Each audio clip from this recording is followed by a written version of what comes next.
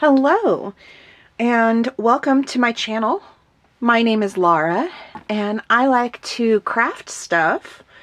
Today I wanted to do another quilt block. I wanted to work from 1000 Great Quilt Blocks by Maggie McCormick Gordon, and this one I wanted to do is called Floor Patch Robbing Peter to Pay Paul.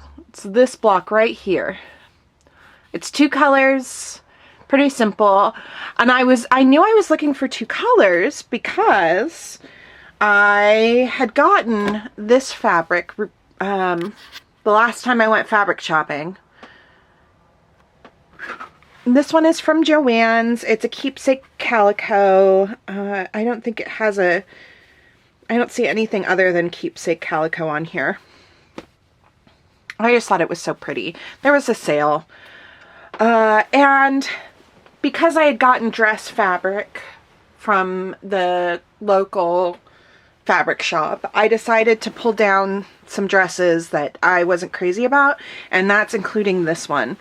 So this one is a fabric I got for a while back.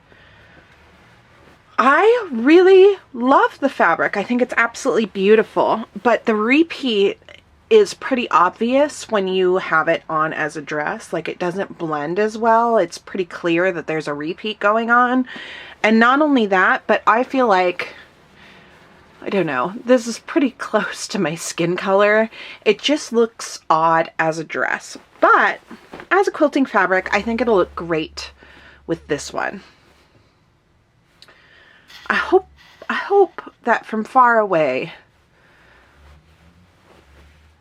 it'll be clear that one's light and one's dark. I think so. So these are the two fabrics that I'll be working with. I really have been liking doing 4.5-inch squares, and so that's probably what I'm going to do. Some of the blocks are actual squares and some of them are half square triangles. Let me just open this back up here. So for this block, some are squares, some are triangles. So I like half square triangles. So I am going to do the half square triangles probably at 5.5 inches. And then the squares are going to be 4.5 inches because I do really like that size. So yeah, that is the plan, Stan. I'm excited. I think this will be super cute. Yeah, I think there's going to be contrast. Contrast enough. So I got to get to work chopping up the dress and cutting up the squares and, you know, all that fun stuff. Just as a heads up, I do try to post every other Tuesday, so if you want to like or subscribe, that would be nice. And let's get into it. For my half square triangles, I went with 5.5-inch squares, and I did decide to draw a line corner to corner. I don't know, I go back and forth on whether or not which process is faster and easier. I still trimmed them down in the end, but basically I line up the two fabrics, like fabric facing center with the square, and then I sew 2 lines on either side of that line that I drew, and that gives me my half square triangle, and then I just cut them up. It's super simple. That's how I like to do them. You could do them, I guess, via the flying geese method. Some people do that. But that's not how I did it. I really enjoyed this quilt block overall. It was pretty easy. So when I cut up my fabric, I did strips of 5 inches and then strips of 4 inches because this will be trimmed down to be 4 inches. And I do, in the end, really like these two fabrics together. I think that they really did pair nicely, balance each other out, and you can definitely tell that one's dark and one's light. I was a little worried in the end, but you can tell. So here I am ironing them all open, and then I'll be trimming them down to size. But all my corners, like, when you draw the line, it is nice that your seam line is probably going to be pretty spot on. Not always, but a lot of the times. At least for me. If I get going a little too fast, I don't know. So yeah, here I am trimming them down to size. Easy peasy. I would just want to thank everybody who's been joining me. I'm in the process of moving right now. I'm really excited about it. In my new place, I kind of want to do, I got fleece on sale because Joann's overbought fleece or something. They thought that this Black Friday season was going to be crazy, and it wasn't. But I did get some, and I was originally going to use it to back a quilt, but now I'm thinking, what if I put it on one of the walls? One of the walls is concrete, so I can't like nail anything. I could use command strips or stuff. But anyway, I was thinking, what if I did a fleece wall? Would that work like felt in that I could arrange quilts on it? Right? That's what I'm thinking. Or if the fleece doesn't work, then I can just get felt and try it with felt. But that's the goal of the new place, is I might have a felt wall. And I'm really excited about it. I was thinking I would use double-sided tape to hold it into place. So long as my cute little adorable girl doesn't decide to climb the wall, it should work out well. I'll knock on wood for that one. We did have to drive to like several hours to go get her spayed recently. That was the cheapest way, was to actually go to a completely different city hours away and rent a hotel room than to do it in the city that I'm in. It was like thousands of dollars to stay here and get her spayed. And I'm like, I don't have that kind of money. I do not have that kind of money just laying around. So yeah, that was, it was a fun trip, but, so she had to wear the cone for a little bit, but she's doing pretty well. She's right back at it. All right. So the layout is super simple, and you really this is the same layout for basically both blocks with just like a variation of colors. So you have 2 plain squares and you have 2 half square triangles, and you lay them out as a 4-patch, and you just do that.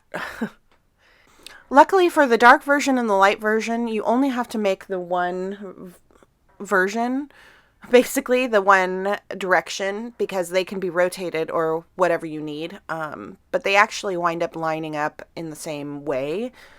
But basically, yeah, I sew in one direction and then I sew in the other. It's super simple. And here I am laying out the light version. I did it when I laid it out. I did do it so that it was pointing in the other direction when I laid it out. But I think that if I were to turn the block, it would be the same. But my brain just wanted to make sure that I did not muck it up. Because I wasn't, yeah, you never know. So again, the same thing. You sew down one side of the 2 that are lined up, and then when you open them up, you can sew the other direction. Super easy.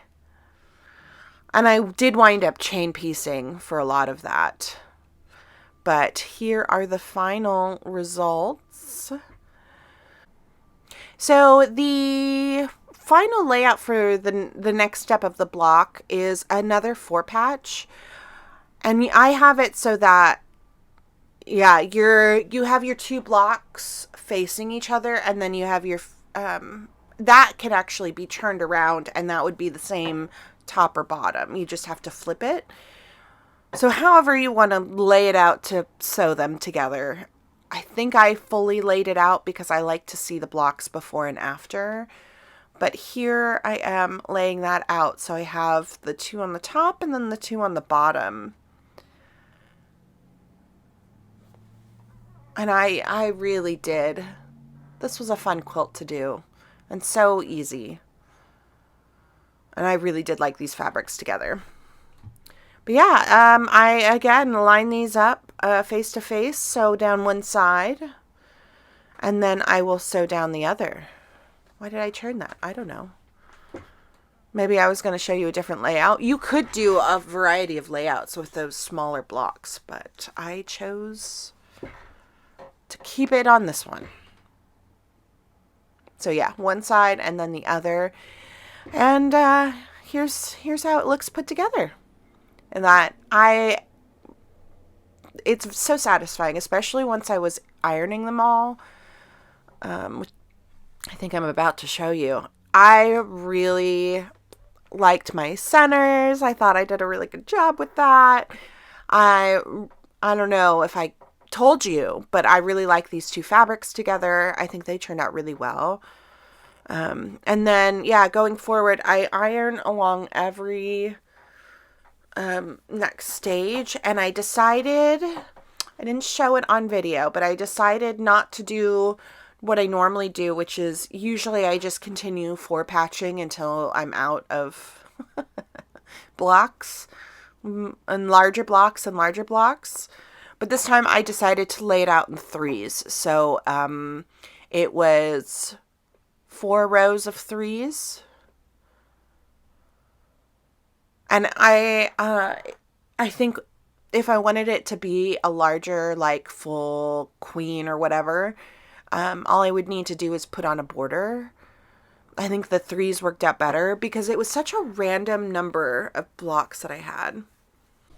I will say this, I am really bad about trying to predict the size or calculate the size of the quilt first and then work backwards. I almost always just I have whatever size winds up being created from my finished product. And then I go from there. But yeah, I do think I would like to get this to be a bed quilt at some point, because I really do like the way that it turned out. Here's a close-up of all of my blocks put together. It feels very 70s, and it feels very autumn, which I feel like that's the 70s color palette. Here's the final layout. I really do adore this quilt. It was so fast and easy to put together. And I think that it just is clean. I don't know. I really, really liked it. So I might make another one of these someday. You could try all sorts of different colors with this, because it's just a simple 2-color quilt. So yeah. Thank you so much for joining me in another video. I have so many ideas that I want to do for 2024, and I think once I'm in my new place, which my next video will be in my new place, I think I'll be able to get some of those accomplished, and you'll get some fun videos out of it. So I'm really excited. Thank you again so much for joining me in another video. I try to post every other Tuesday, and I will see you in the next one. So if you want to like and subscribe, I'd appreciate it. All right. Thank you. Bye.